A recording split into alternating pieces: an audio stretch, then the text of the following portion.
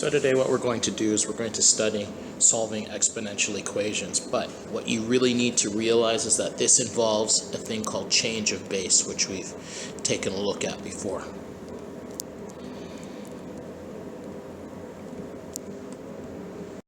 Now, when we're solving exponential equations, it often involves logic. So that logic involves change of base. So for the first problem that we're taking a look at, we're always going to try to make sure that the left side is going to be equal to the right side. And what we're going to do is we're going to make sure that we consider several different methods to solve the type of equation. So for the first problem, we're going to take a look at this. 2 to the x is equal to 64.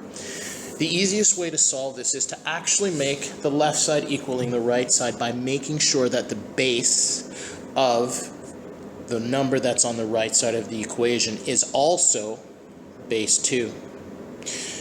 Now, 2 to the x, so we're just going to write down 2 to the x is equal to some power of 2,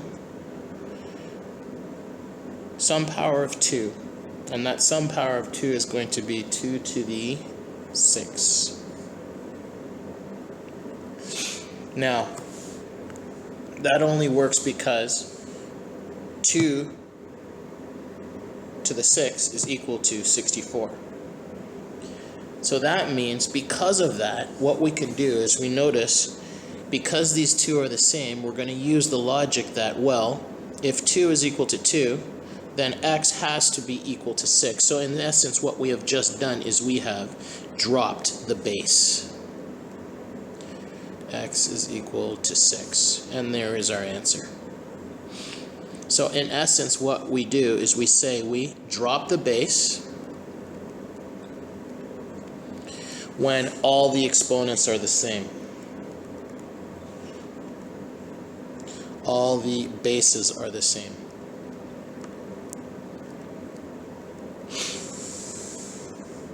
Now, let's take a look at the next problem.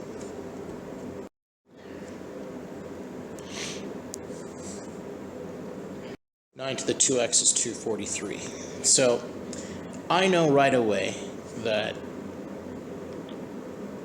9 can be written as, well, 3 squared. So we're going to change that, and I'll tell you why. It's because I can't find a number multiplied by 9 that would give me 243. I couldn't go 9 times 9 times 9 to give me 243. So I'm actually going to use 9 and 3. I'm going to use, instead of 9, we're going to use 3 for both of these.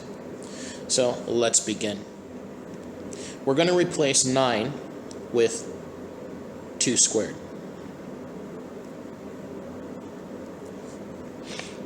Which is 3 squared actually.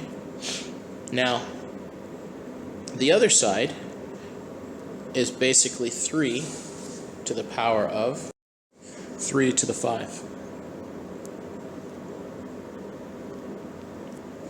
So now, because we have a power situation going on between these two, 3 squared all raised to the 2x becomes 3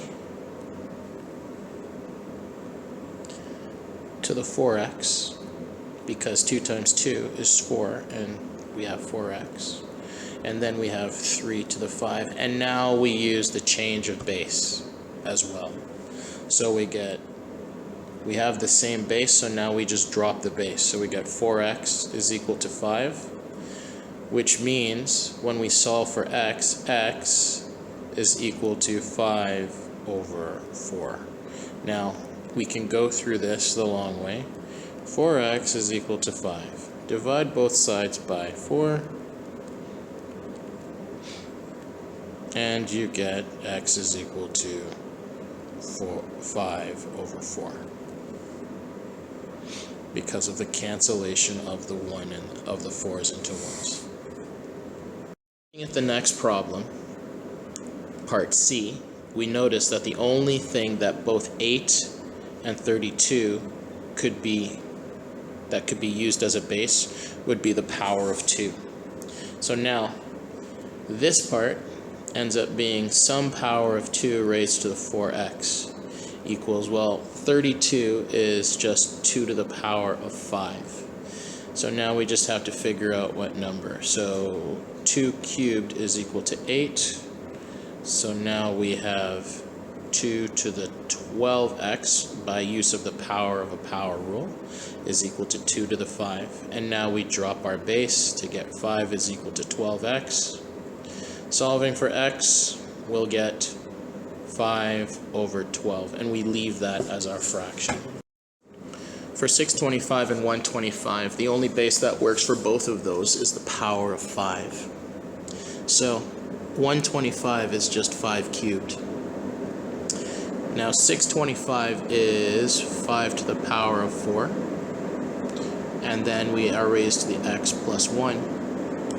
Now, because we have power of a power, when we have 4 to the x plus 1, we're going to apply the 4 to both the x and the 1 to get 5 to the power of 4x plus 4, which is 5 to the power of 3.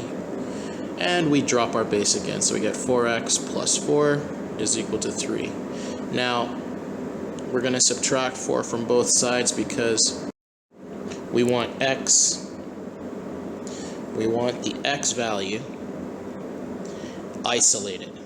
So we're going to have 4x here, and we have 3 minus 4, which gives us negative 1.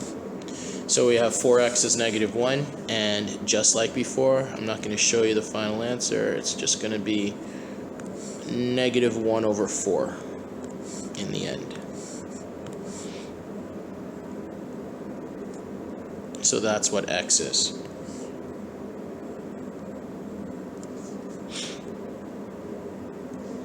Oh boy. Now, back to our original problem. Now we have 36 and 776. The hint is you look at the 36. 36 can be written as a base of 6, which is just 6 squared, raised to the 2x minus 1, which equals, well, now you have to go and use your calculator to find some power of 6, giving you 7,776. And that answer is 6 raised to the power of 5.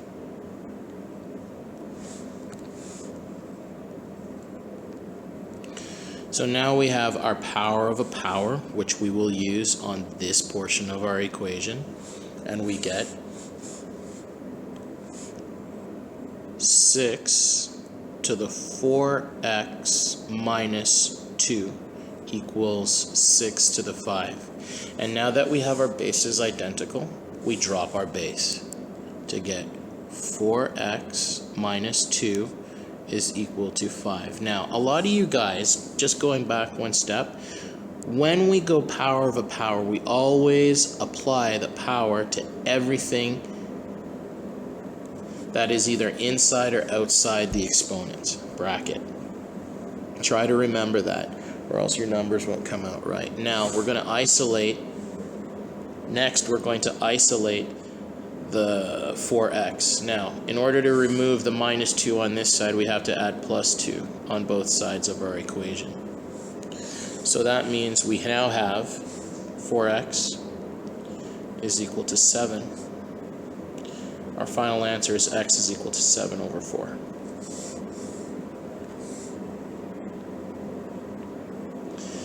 Now, I've prepared questions on the back of this sheet for you to work on. You can work on those problems. Then you can also work on the extra worksheets that I've got. We're going to use that worksheet for the rest of this unit. Don't lose it.